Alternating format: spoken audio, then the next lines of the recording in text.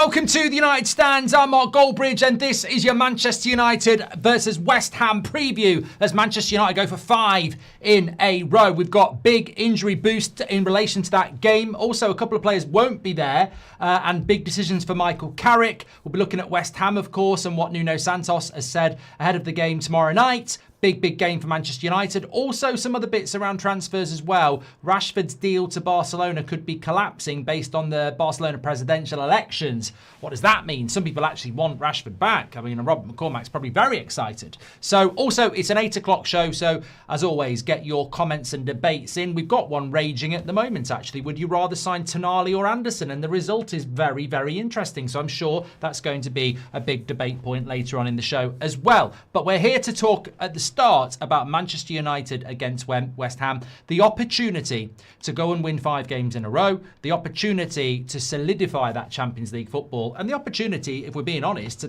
to sort of throw West Ham into big trouble. I'm confident about this game, and I'll tell you why, and we'll go through the team, etc. in a moment. But let me just start off by saying that the show is sponsored and powered by Boyle Sports, and we're doing something a bit different with them on our preview. The United Stand team have been checking out some match day stats ahead of the game, and we thought we'd turn it into something a bit more fun for the chat that you can get involved in. So we've got a little fun segment for you called the Boyle Sports Data Decoder. It's just a little challenge where you get to guess the player, but only from these stats. It's very easy. So test your knowledge now. Who am I? I moved to Italy as a teenager and made my senior footballing debut for Lecce at 18. In my time in Italy, I got 5 goals and 2 assists in 57 games. I'm known for my versatile and physical play style. I joined Man United in February 2025 as Amrim's first signing for 25 million. Since then, I've scored 3 goals in 44 games, with 2 of those being in my last 2 games. Unfortunately, my recent record has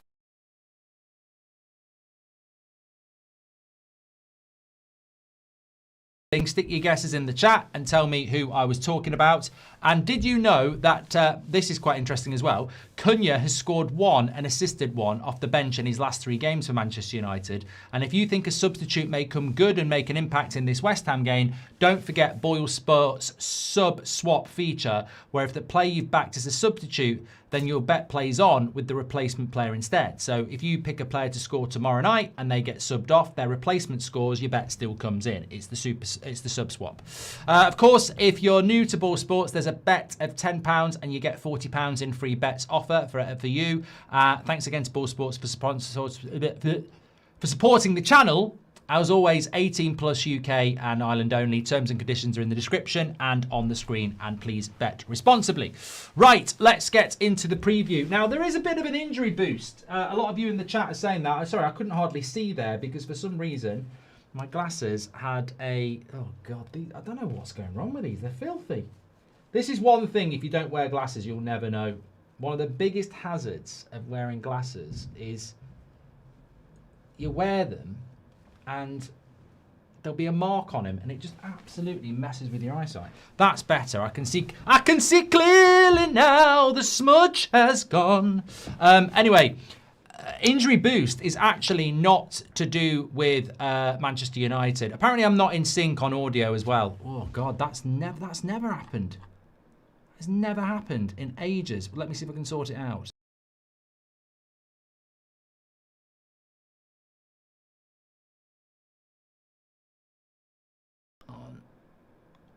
Okay, that's about the limit of what I can do.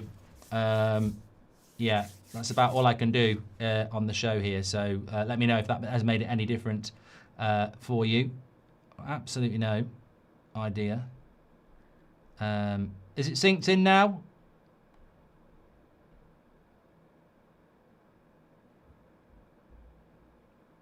It's happening to other streamers as well, apparently.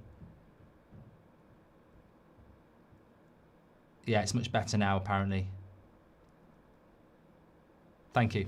Okay, don't know what that clearly was our fault then. Apologies for that. That's not happened in about 6 months. So I should look at the chat a little bit better. All good. Okay. As I was saying, I can see clearly now. But the injury boost is actually Nuno, the West Ham manager, has said today that they have a number of injuries for the game tomorrow. A few knocks for the game tomorrow. So, look, we may have had a bit of fortune. We had a last-minute winner against Fulham. We had a red card against Spurs. We had a Dalot, could have been sent off against City. So we've had a little bit of luck, which, you know what? I don't know why people get so offended by luck. If you're going to win 5 games in a row, you're going to need a little bit of luck along the way. And we have had a little bit of luck. And maybe we're going to get a bit of luck tomorrow night. Maybe we'll get another red card. But it sounds like West Ham have got a few players out injured. So, look, West Ham's form, before we talk about Man United, they have actually won 3 of their last 4 games, which for a team in the relegation zone is pretty impressive. They have been doing quite well. So if they've got a couple of players out injured, that's probably quite decent for us as well. Also, just looking at the form of both teams in relation to home form and away form, West Ham are second from bottom for home form. Burnley have got better home form than them. They've won 3 games, drawn 1 game, and lost 8 games. They've only scored 16 goals in 12 games, so they're not scoring many goals either. They're conceding over 2 goals every home game as well. Compare that to Manchester United. We're 8th in the league for our away form. We've won 4, drawn 5, and lost 3, scoring 21 goals and conceding 21 goals. So, look, I'm going to say something here. I said about a red card against Spurs, and I don't like being a predictor of things that happen. So I'm just going to say I'm quite worried about the game tomorrow. I've got a bad feeling about it. I've got a bad feeling that West Ham might get something. I've said it. I just want to get rid of this whole you can predict the future, because I think we're actually going to win. I think we actually are going to win, but I'm just saying that just to throw a bloody spanner in the works, because I think we will win. However, what I wanted to say is that we have a great opportunity tomorrow, and I don't respect West Ham at home. I think I've managed there in a Sidemen game. You may as well be in another postcode because of the running track. I remember doing the game for the Sidemen when I managed the YouTube All Stars at West Ham, and it was packed out. I don't know what the attendance is there. Is it 67,000 or something like that? Charlton felt more atmospheric when I was the manager at the Charlton game than West Ham, because at Charlton you felt like you were touching the fans. They were like 5 meters away, but at West Ham you're miles away from the fans. So it's not an intimidating place to go as an away game, which plays into our hands. They can't create an atmosphere that is intimidating at that stadium because of the running track. So I think that this is a good opportunity for United, and I expect us to go and win. Now, this is the team I've gone with. Apparently, Lenny Yoro hasn't travelled with Manchester United. I don't know what the context of that is, with regards to why he hasn't travelled, but apparently Lenny Yoro hasn't travelled with Manchester United for this game. So, look, some people think that Carrick's got a big decision to make, and Burmo apparently had a bit. Why is Sesko up front? That's wrong! That's bloody wrong! How's he bloody... Somebody's sabotaged me again! Sack the bloody producer! I didn't put bloody Sesko in it! I'm fuming about that! I don't want that! I don't want that! I do not want Sesko in the team. Get out. I mean, look, I feel like I've offended Sesko now, but that wasn't the team I said.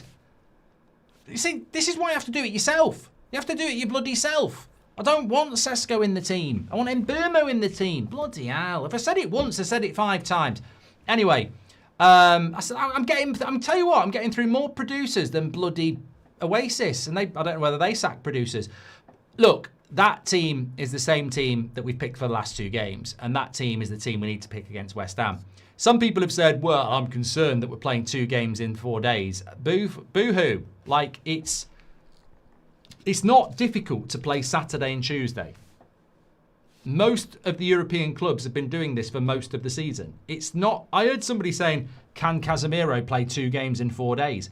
Of course he bloody can. He's a professional athlete. It's not like... It doesn't mean he's going to get injured if we pick him against West Ham. So I think that we go with the same team. Some people have said there's a big decision to make because West Ham might play a little bit deeper, low block. You could use Sesko. You don't use Sesko. You use Mbeumo and Cunha and Ahmad, and you use the same team that we did in the last game. We haven't actually played a low block, by the way. Well, we did when Romero got sent off, but up until Romero got sent off, Spurs were not playing a low block. They were actually pressing quite high up the pitch. They were engaging us with a 5. I think West Ham probably won't do that. I think they'll look to counter and we'll have a lot more possession. But I still wouldn't play Sesko. I think you go with the winning team, you use Sesko off the bench. And I'm just going to say this now. Let's get real. Everybody who wants Sesko to play, let's have a real conversation. That's our best team. Sesko's not out of the team on bad luck. Sesko's not out of the team because it's temporary. That's our best team. Ahmad has to play on the right. Cunha has to play on the left. And then Burmo has to play down the middle. This is our best team. Sesko, very good future at Man United, very talented player, but he's in the right place on the bench. This is no longer about different players for different games or let's use Sesko because we're playing a low block. That's our best team. And Sesko's challenge, if he accepts it, is to force his way into that team. It's as simple as that. And I don't think missing that chance at the end of the Spurs game will endear him to Carrick to replace Mbeumo with him. Like, if he wants that spot, he's going to have to deliver a higher level. And that's not being critical of Sesko. I think he's got a very big future at Man United, but that's our best team. I don't think there is a big decision to make. Unless there is somebody with a knock, you go with that. I mean, look, I agree with the Recon. You could make an argument about going with Dorgu on the left, but he's injured at the moment, so that's our best team. I mean, look, Mazraoui at right back, I think should be there, but that is Dalot's shirt at the moment. He's been playing quite well. So, look, what I'm trying to say is I've got absolutely no issue with Michael Carrick picking that 11. I think that is the 11 to pick until something goes wrong. And we've won 4 games in a row. Like, I think sometimes people say, like, how are you feeling about Man United at the moment? Absolutely ecstatic. I would have said a month ago, Champions League football was sort of... There was a point after Darren Fletcher drew against Burnley, I looked at the league table and I thought, we've messed up. We've dropped too many points. We've drew to Wolves, we've drew to Leeds, we've drew to Burnley, we've drawn to West Ham, we've drawn to Bournemouth, we lost to Everton, we drew to Spurs and Forest away. I genuinely thought that even though we were 6th and, you know, Amrim didn't get sacked because we were in 15th, he got sacked because he fell out with Wilcox, we were in 6th and we were 3 points off 4th. So we know why he got sacked, but the reality is after that Darren Fletcher draw, I was like, it's not about where you are in the league, it's about the games where you've dropped the points. And I've got to say, after that Burnley game, I thought we've dropped too many bloody points here. At some point, this is going to hurt us, the amount of games, the points we've dropped. And the consequence of that was I was starting to think we might have another year like this. Oh, God, no. You know, we might have another year of no Europe. It's hard. I mean, after West Ham, we don't play a game for 13 days. This is not an international break. We don't play a game for 13 days. We play tomorrow night and we don't play again until 2 weeks tonight, which is Monday Night Football, Everton. That's embarrassing. It's February. It's not bloody June. Why are Man United having 2 weeks off? It's embarrassing. We don't need 2 weeks off. The last thing these players need is 2 weeks off. And that's going to be challenging. Like keeping the players cooked and ready will be tough without playing football for so long. So I don't want another season like this. And I think after that Burnley draw, I was starting to think we might have messed this up. And here we are after 4 wins. And whatever you think about the board and the owners, and they're not very good. And whatever you think about what's going to happen in the summer, and who knows what's going to happen, and whatever's going to happen next season, winning 4 games, being in the Champions League has to be preferable than, and I have heard some people say it, I'd rather we kept losing and hit rock bottom because maybe the owners will go. Trust me, if we weren't in Europe next season, the Glazers and Ineos would still be here. They have a select committee working full-time on that stadium. Us not being in Europe is not going to stop them building that stadium, and that is their big money day. So, look, if they are going to make money out of this football club and they're in it for the mercenary value of building a stadium, the minimum we can hope for is a bit of enjoyment along the way, because we're not going to remove them. So European football all the way, absolutely fantastic. I can see people saying rest in peace in the chat, so I'm just going to read this. This is from Harrison Martin. He says, "Hi Mark, sadly today my grandma passed away at 89. a good innings. Just wanted to say I love your... Sorry, I mean, like 89 is a good age. I'm obviously not saying it's very sad that your grandma's passed away. But 89 is a good age, and I'm sure you will agree. But obviously, very, very sad. Just wanted to say I love your streams and content. Helps me try to think away from the grief at the moment, says Harrison. Well, look, I completely agree. My gran was actually 80 when she passed away, and my granddad was 70. And it's very, very, very difficult when you're very close to those people. And obviously, you know, my granddad got me into Manchester United. But 89 is a good age, and we're not here for a long time. We're here for a good time. And I'm sure your gran would agree that she'd want you just to crack on and enjoy your life, which I'm sure you will do, but you've got to go through that grieving process, mate. So thoughts with you and your family. Thank you very much for sharing that with us, Harrison.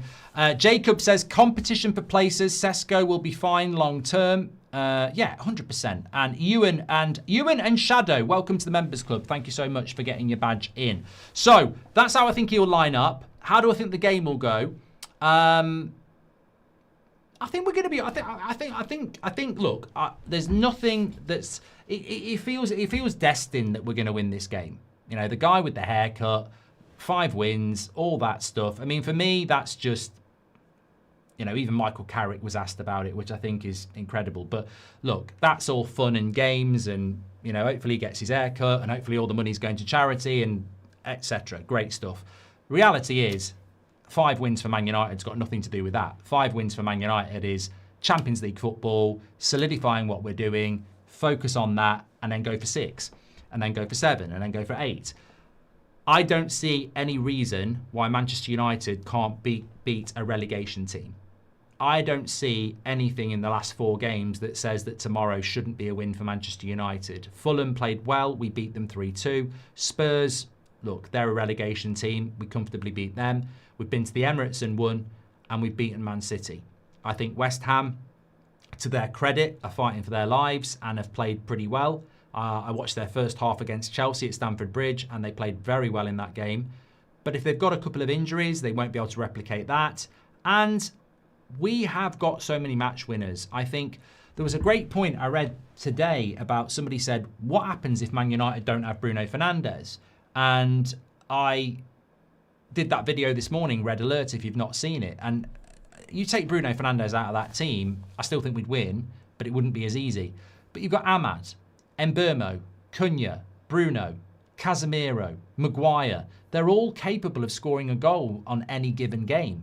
And I think we've just got too many players at the moment that can score goals. And the interesting thing is when you look at the last 4 games, and even when Amrin was here as well, we've consistently, in fact, I can probably do the maths on this, it's very easy. So we've played 25 games and we've scored 46 goals. So we're basically trajecting at 2 goals a game. So I look at Man United and we're averaging 2 goals a game, basically, because we've got so much attacking talent, and we've been doing it all season, even under Amrin. So I look at West Ham and I think we will score 2 goals. I can't see them scoring 2 goals. We might score 3 goals. I can't see them scoring 3 goals. I don't think it's a very intimidating ground because of the running track, and I don't think they've got the quality that we've got, and I think we're in the right frame of mind at the moment. There will be a point where we lose, and then the questions will be asked, and people will go, you know, is it the end of the honeymoon? But I don't expect it to be West Ham. As I said, I look at our next few games. West Ham away, Everton away, Palace at home, Newcastle away. We could do 8 wins. I'm not saying we will do, but we could do 8 wins. But I don't see West Ham being the team that does it. And that's not being overconfident. As I said, I have this strange feeling that something might go wrong tomorrow. Maybe it's a late equaliser or a penalty or a red card or something, I don't know. But logically, feelings aside, this should be a win for Manchester United. And with Liverpool going to Sunderland, this is a really important thing as well. It's such a big opportunity this midweek, game week in the Premier League, because Chelsea, I think, are at home to Leeds. We're going to West Ham. I'd expect Chelsea to win. We've both won our last 4 games. And I'd expect us to win. I don't expect Liverpool to win at Sunderland. So you could be looking at a scenario where we're 7 points clear of Liverpool And I don't see them coming back from that anyway. So for me, it's about that. It's just about solidifying our position. I think one of the big things about winners is that when you're winning and your opponent are struggling, you don't slow down and go, oh, look at them. You put your foot down. You put your foot down. You know? And you finish them off. And that's what we need to do tomorrow. No mercy. Cobra Kai FC, no mercy. Like Liverpool at Sunderland. Sunderland haven't lost a game at home all season, and Liverpool have got to go there on Wednesday. On a huge downer from what happened yesterday against Man City at Anfield. This is a great opportunity. I mean, the team talk does itself. You don't need to talk about the guy with the hair. You talk about Liverpool. You talk about our biggest rival. You talk about making the gap 7 points. You talk about them being the only club that can really take us out of the Champions League. You talk about Man United belonging in the Champions League. You talk about Liverpool wanting to take us out of it. And you talk about putting pressure on them as a wounded animal. And you go out there and you do it. And I think they will. I think they will. Yeah, I'm very confident that they're capable of doing that. And secondary to that as well, I think that obviously the 2-week break, as weird as it is in February, at least it helps us get some players back. I mean, I don't know what the situation is with Yoro. Apparently he hasn't travelled down to London. Obviously no Mason Mount. He's expected to be back for the Everton game in a couple of weeks. I mean, can I just say about Mason Mount? I wasn't expecting to talk about Mason Mount, but can I just say, this is his... Somebody said it the other day, this is his 6th injury. Somebody even said it's his 7th. I don't know. But 6th injury this season. All of them minor. Some of them for a week. Some of them for a month. Some of them for a couple of weeks. But apparently he's had 6 knocks already this season. And this one, technically, is a month out. Because he's been missing for 2 weeks. And we're not playing Everton for 2 weeks. So it's a month out for Mason Mount again. How many more are we going into? Are we going to do this next season as well? Like, is somebody just going to put their hand up and go, we really fucked up on this deal? I don't know how we solve it, but, you know, I'm just going to say that. But of a bigger concern for me is Dalot. Carrick was saying about Dalot that he expects Mason Mount back for the Everton game 2 weeks tonight, but the Everton game looks too soon for Dalot. So 2 weeks and still Dalot's not going to be back from now, and he's been out for 2 months. So this is turning into a very significant injury for Dalot. Now, fortunately, it's not in a season where it's going to hurt. Martinez has recovered from his injury and is playing very, very well. Harry Maguire is capable of playing 1 game a week, even though he's had injury problems. We still have Heaven and hopefully Yoro as well. And Mazraoui can play centre-back. And Luke Shaw can play left centre-back. So, and we're only playing 1 game a week. So we're absolutely fine without Dalot. And in a way, it's a good job we're not playing the back 3 anymore, because that would have been another centre-back required. But it is concerning that he's picked up this injury, because when we signed Dalot, there were some people that said that he was a bit injury-prone. And, you know, I like Dalot. I'm a big fan of Dalot. I think he was our player of the year up until he got injured, to be fair. Not anymore. That would be Bruno. But the injury is very concerning, because you'd have to admit that if this was an important season, like next season, and you were missing a player like that for 2 months, it does become an issue. What is the issue? Again, Manchester United are so bloody secretive about some injuries. I mean, we know what Dorgu's done. We know it's a major hamstring injury, and we know it's going to be 2 or 3 months. But with Dalot, they've been very, very quiet about it. I mean, I remember a month ago, there was one of these know-it-alls on Twitter. I can't remember his name. Apparently he lives at Carrington and he knows everything, and yet 50% of the time he doesn't. He was saying that Dalot's due back in a week, and that was a month ago. And well, he's not back, is he? So I think it actually is a back injury that he's got. I just hope whatever it is,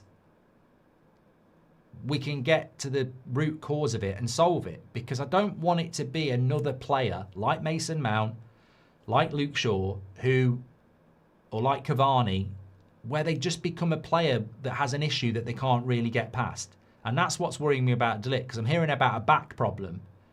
And a back problem is quite rare in football. And I would imagine if it's a back problem and he was meant to be back a month ago, he's probably come back and then felt it again. In that case, it's a difficult injury. So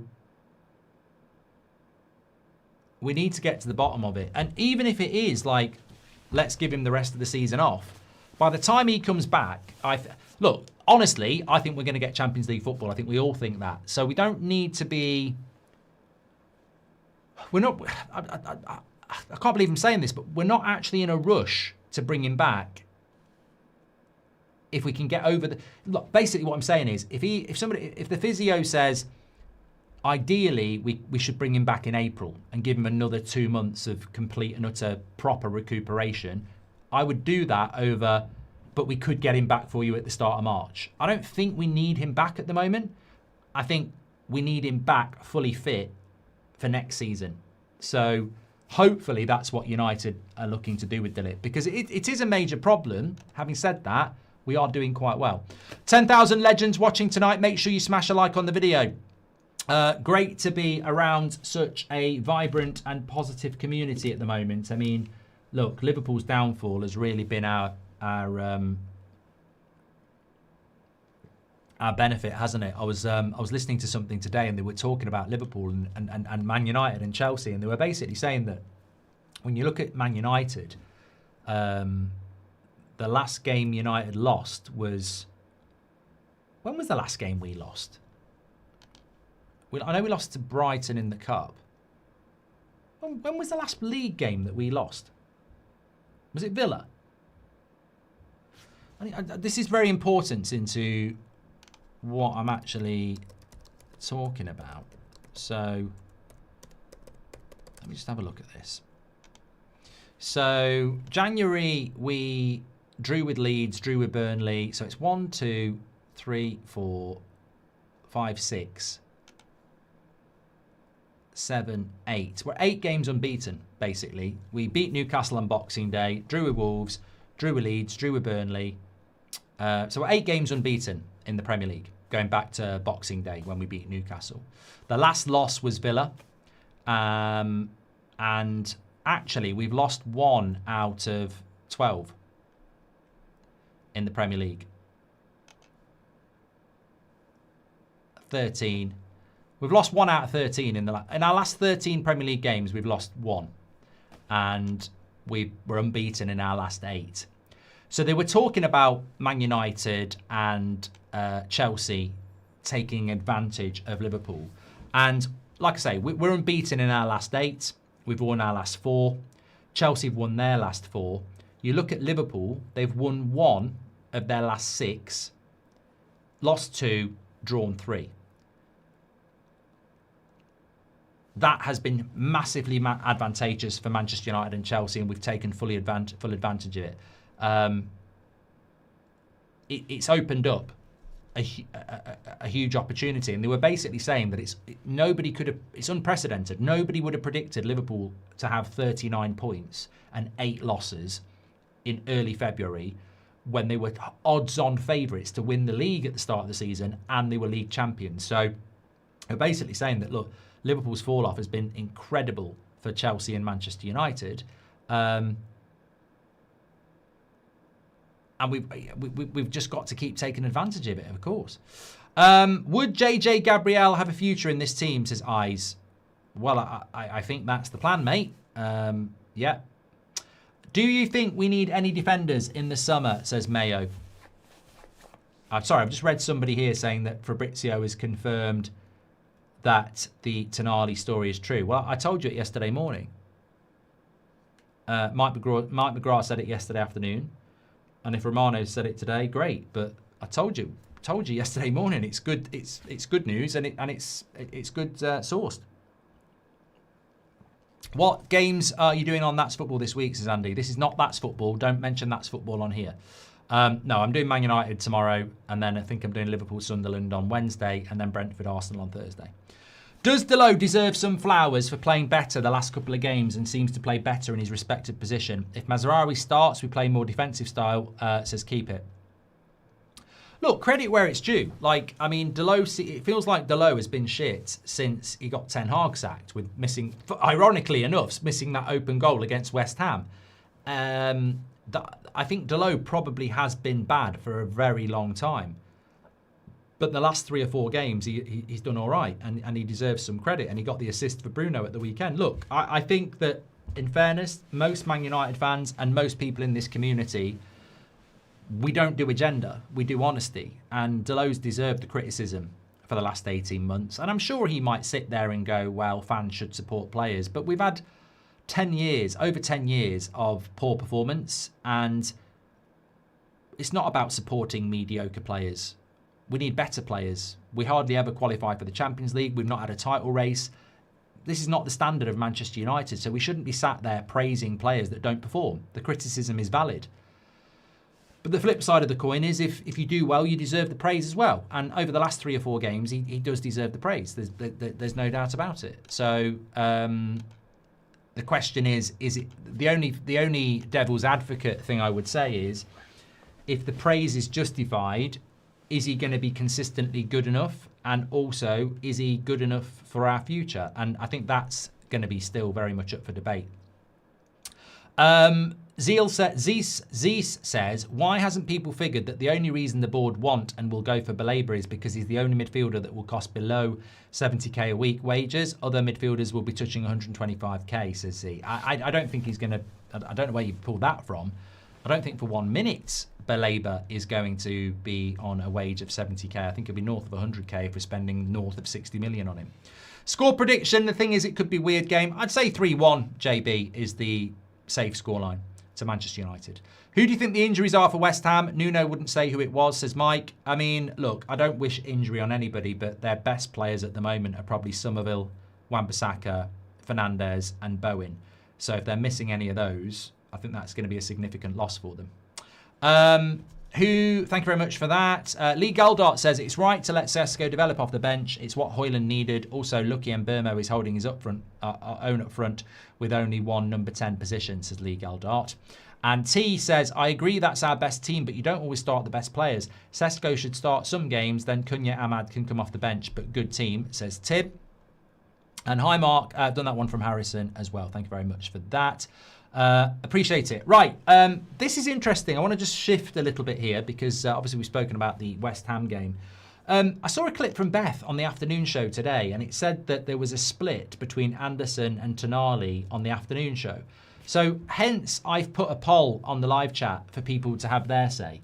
Who would you sign, Anderson or Tonali? 53% of you going with Tonali and 46%, well, 54% of you now are going for Tonali and 47% of you are going with Anderson. I am really surprised by this. I mean, look, allow it. It's absolutely fine. That's what democracy is. A vote with thousands of people voting, and there's been 10,000 votes, suggests that the majority would go for Tonali, just 53%. But it does surprise me because Anderson is the standout midfield target for the summer transfer window and is very good at everything. Passing, tackling, energetic. So I'm interested to know why Tonali is preferred. Is it because he's a specialist 6 and Anderson is probably better in the Manu role? Or do people genuinely think Tonali is better? It's an interesting one for me. I'd like to sign both. But more experience, says Vass. I've watched both and Tonali is better, says David. Newcastle would be poorer without him as well. Get both, screw it, says Ice Rouge. It's because of his name, says Adrian. Experience, says Carter. And he has Champions League experience, says Savage. Look, I am not knocking this in any way, shape or form. And obviously it's quite close, 53% to 47%. But I would go Anderson. I like Tonali, but I would go Anderson because I think what he's done in a Forest shirt... I mean, there's no guarantee. I said this last night. There's no guarantee. He's not Roy Keane, who we bought from Forest for a British transfer record. He was clearly going to be one of the best midfielders in the world. He's not that.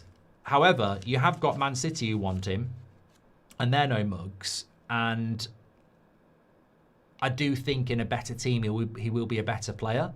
My concern with Anderson or any signing is coming into Manchester United is high pressure, and can he deal with that pressure? So maybe the experience of Tonali is more preferable. But I think when push comes to shove, I probably would take Anderson. Homegrown quota, which always helps. proven himself at a very young age and should only get better, and has a full repertoire of skills in the attacking sense, as well as defensive. So I think you can mould him into many positions. So I think I probably would favour Anderson, but I agree with it being close, and I do really like Tonali. I'd like, and as many people have said in the chat, it's not either or for me. I think we need to sign 3. So yeah. Mr. Saunders says, for me it's simple. Tonali is a 6. I completely get that. Mike JW's in the house. He says, evening Mark, hope you're well. I would rather have Tonali and Anderson and Stiller on the bench. I can dream as well. Well, look, as I said on the morning show, United need to sign 3 midfielders, not 2. It's simple maths. Ross Stevens says, are you not worried no matter what manager we get, we could potentially be worse off next season, and this idea of moving forward is not happening? Ross, I mean, look, I don't want to be the prophet of doom, because I think, like somebody said to me the other day, why are you so positive about United at the moment when you've said there's no way back a month ago? Why won't you just be honest? And I said, because, and I always use this one, and some of you will remember it. We were playing Brentford at home and we were losing 1-0 going into stoppage time under Ten Hag. And McTominay scored 2 goals in stoppage time. And I did the match reaction, and a load of people were like, and I was like, get in. This is what it's all about. And people were like, it's embarrassing. It's embarrassing. We played shit. We got 2 hoof-it ball goals. And I said, but look, did Man United win?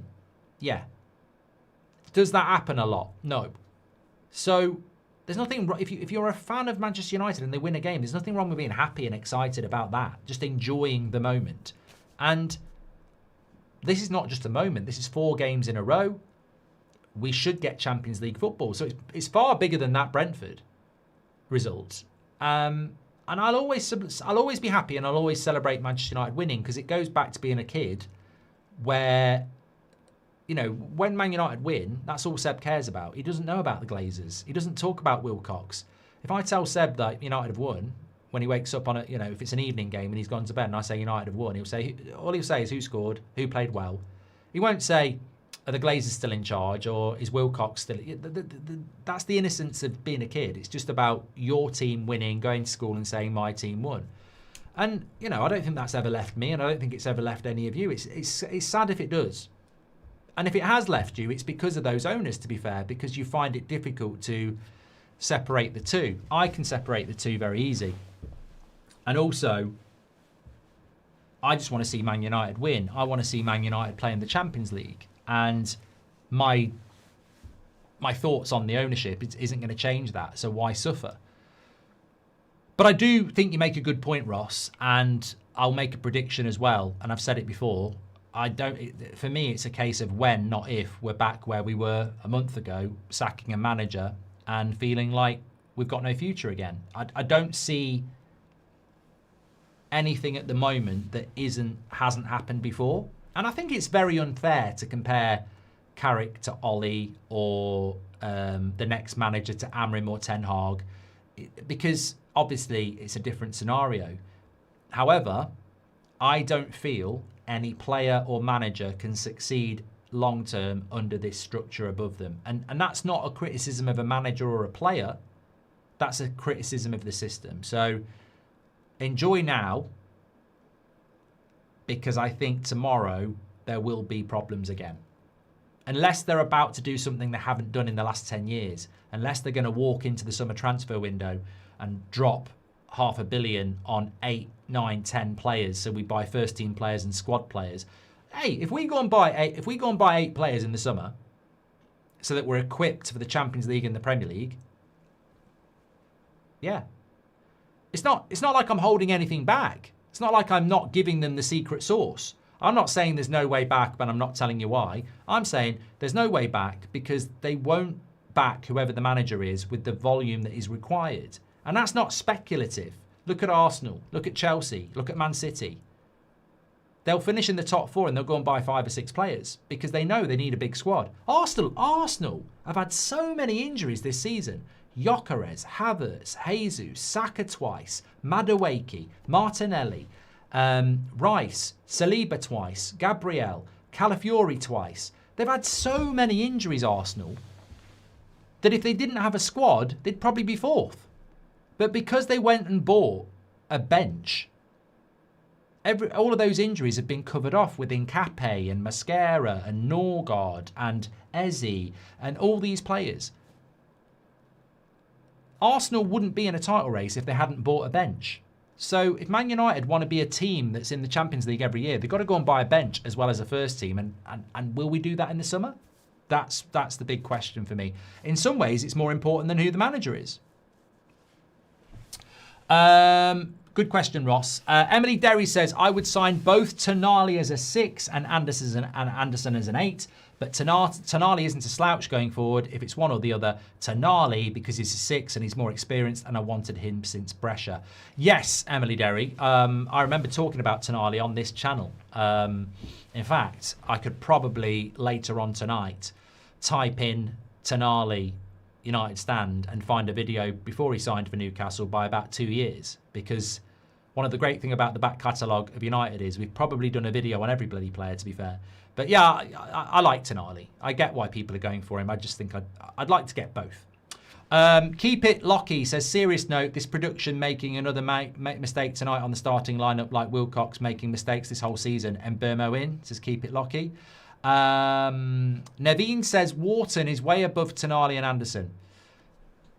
Shall I say it? Oh, sod it. It's an 8 o'clock show. Why not? I don't get the hype of Wharton. I'm sorry.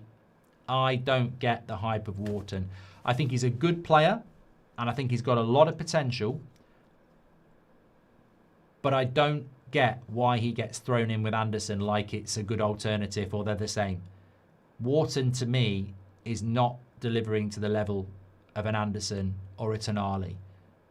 I think Wharton is a good player, but I don't see it as obviously as I do with Anderson.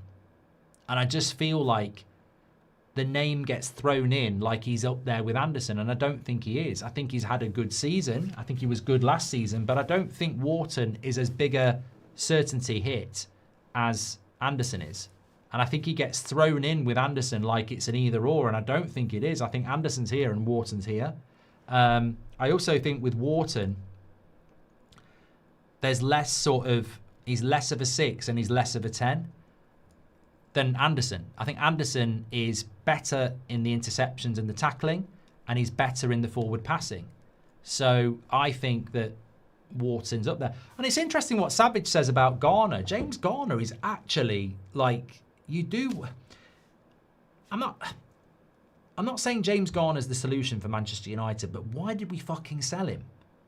Like, the way he performs for Everton, he would have been a very, very useful midfielder at Man United.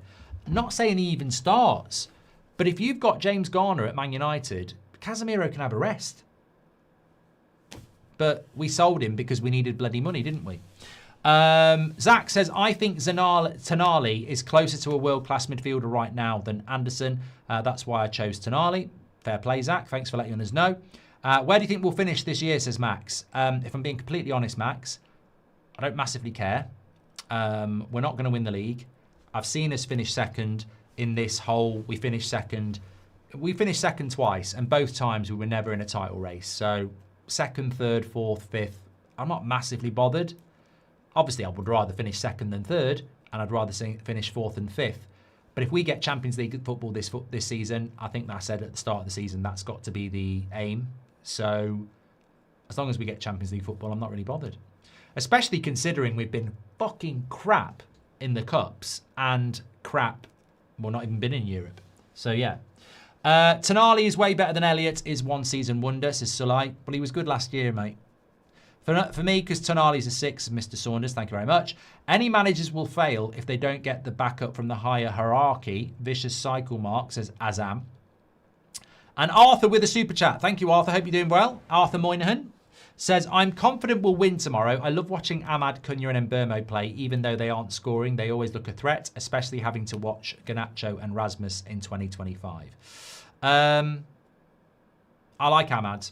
I don't get the criticism. I think he's just a joy to watch. Emil says, what happened to Leon? I think he's just adjusting this year. I think they decided against loaning him off to just keep him integrating into the Carrington culture.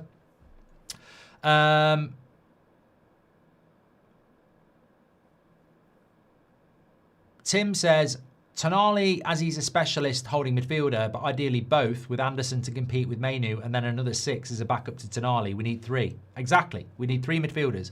We need 2 6s and another number 8. You're absolutely spot on. Couldn't agree with you more. Absolutely agree. Right, someone just said, what about the Rashford story? Okay, so this is coming in. I think it was in the Manchester Evening News. So basically what they're saying is Rashford exit facing sudden collapse as Barcelona battle to get nasty. And basically what it's saying is that Rashford's Barcelona future could face a sudden collapse depending on the outcome of this year's presidential elections at the Nou Camp. Hansi Flick is a big fan of his. However, and there is an outline of an agreement for a 26 million first refusal deal. And he's made a strong impression in his time in Spain. But the Times has reported that Rashford's future in Catalan could now depend on whether current President Juan Laporta is re-elected. It is said that a deal for Rashford is at the centre of Laporta's manifesto to seek re-election. And in a boost to Rashford's chance of staying in Catalonia, Laporta is the favourite to extend a mandate that began in 2021. However, if he doesn't get in, and if it's central to the current president's case, then maybe he won't. I think it would be sad for him if he didn't get that move. I do. I don't think he should come back. I don't think we should bring him back. I don't think he should want to come back. And I think he's, in fairness to him, he's back in the England team and he's doing very well for Barcelona. And I think it would be sad for him if he didn't get that.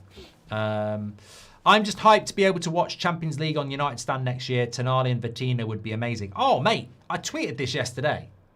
No fucking about, right? I've never... This even Rodri can sit down on this. So, Vitinha at PSG. Now, I would say a decent midfielder in the Premier League is probably averaging between 40 and 50 passes a game with a pass completion rate of about 83%. So 40 to 50 passes per game and a pass completion rate of 83%. The Rodris of this world, when they're on fire, are probably playing about 70 to 80 passes a game with a pass completion rate of about 90%. Vitinha is averaging about 85 passes a game with a pass completion rate of 95%. I've never seen anything about it. I've never seen anything like it. I mean, an amazing amount of passes and an amazing amount of pass completion. So, look, if you want Vitinha, I get it, but he's an absolute magnet when it comes to the ball. Absolutely incredible. And I suppose the question is just how long will he stay at PSG? Now, would I have him at Manchester United? Yes. I'm just worried that at 25 years of age, I think he's 26 this week, actually. His next move could be to one of our rivals. Because if you put him in a Liverpool team or you put him in a Man City side, I think he becomes a very good player. But apparently Real Madrid are looking at him. So... but just a fantastic player. And as I say, I'm not one for stats, and we should have got Data Dean on it, but it's an incredible stat this season.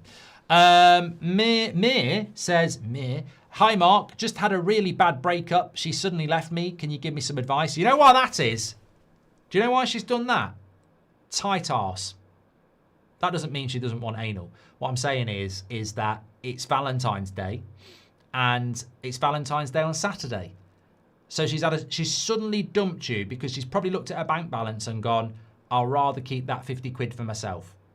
I wouldn't be surprised if next week after Valentine's Day, she's back knocking on the door. You know what I would do? I'd open the door and then slam it in her face. I mean, don't make sure there's no contact. You know, if there's a Ring doorbell, you bang to rights. But yeah, tight arse. Absolute tight arse. This happens a lot. It's never happened to me. But, yeah. Apparently, it is quite a popular time to break up with somebody 2 weeks before Christmas or the week before Valentine's Day. And all I'm getting is the word tight arse. 2 words. Yeah, the game's gone. Ridiculous. I'm just, thank you very much though, Mir. Plenty more fish in the sea. And I always say with any relationship breakup, there'll always be a reason, and it's probably not your fault. In fact, that's my motto. When anything goes wrong, I always say it's probably not my fault. Yeah. It's like the other day, I opened the dishwasher with a bit too hard and a load of glasses fell on the floor. And I went, it's probably not my fault. It's probably the design of the door, to be fair. Any managers will fail if not backed up. But I've done that one from Azam as well. Appreciate it. So look, yeah, look, I tell you what, in a way, it's a double-edged sword, isn't it? This is quite exciting that we played on Saturday and we're playing on Tuesday. I've got to say, I bloody miss not playing 2 games a week. It really annoys me. And I was thinking about this morning. Remember last year? Well, I've got the bottle of wine. Remember last year when we were playing Thursday, Sunday, and we had that great run in the Europa League? This is not acceptable. This is not acceptable for Manchester United to be having 2 weeks off in February. It's not acceptable to be at the business end of a season and not playing in cup competitions in Europe. So, yeah, look, let's get this job, let's get these wins, let's get this job done, and let's get this Champions League football, and let's start rebuilding the football club in the summer properly. Azam says, Barca have a group of decent midfielders we can get. Why do we think we can get players out of Barcelona? I keep seeing us be linked. You know what? I've seen us be linked to Barcelona players for so many years, and I can't remember us ever buying a Barcelona player. Like, Arahu, what's it? It was Arahu was a player that apparently we were going to buy. Like, we always get linked to Barcelona players. I mean, the same question is, why would Barcelona players sign for Man United, and why would we get a player out of Barcelona? De Jong, another one as well. Like, when do we ever do it, and why would it happen? Would you take Damsgaard from Brentford, says Mr. United Sam. Well, I think Janelt is a very interesting player, but probably a little bit old. I think Damsgaard would not really work. Still only 25, but he's more of an attacking midfielder, isn't he? And I don't think United need to bring in another attacking midfielder, but a very good player. Very, very good player. But I mean, Brentford are a very good side. There's no doubt about it. I think you look at Brentford's last 2 away games, winning at Villa Park and winning at St James's Park is, you don't do that by chance. You really don't. So, well done to them. Will JJ Gabriel get a debut this season, says Emil? Unfortunately, he won't, because the only tournament he could debut in was the FA Cup. Because of his age at the start of the season, he's not registered. He can't play this season. So he can play in the Premier League next year, but because of his birth date, he couldn't play in the Premier League, but he could have played in the FA Cup. So, yeah. Okay, fantastic show tonight. I've absolutely loved it. I love the 8 o'clock shows anyway. Thank you for everybody for tuning in. Match night tomorrow, which is really weird. I was thinking I'm looking forward to the 8 o'clock show tomorrow night. Well, I am looking forward to the 8 o'clock show tomorrow night because we will be live for Manchester United. Now, I'm just going to quickly check the kickoff time tomorrow because I've got a feeling we might be the stupid o'clock, 8:15. Yeah. There's 3 games kicking off at 7:30 and we're at 8:15, which is a bit annoying, but it's not the end of the world. So we'll be live at, well, we've got countdown to kick off. We'll be live at 8 o'clock, definitely. Okay, match day tomorrow. Looking forward to it. Stay safe, everybody. Take care. And I have apparently missed the super chat from Class of 99, which I just don't want to do. He says, Tonali and Manu start, Anderson overhyped and for the bench. Are we starting to see a bit of a slide away from Anderson? When I saw that clip with Beth this afternoon, I was surprised that people were going for Tonali over Anderson. I understand it, but maybe we're starting to see that. And remember who broke the Tonali story yesterday, by the way.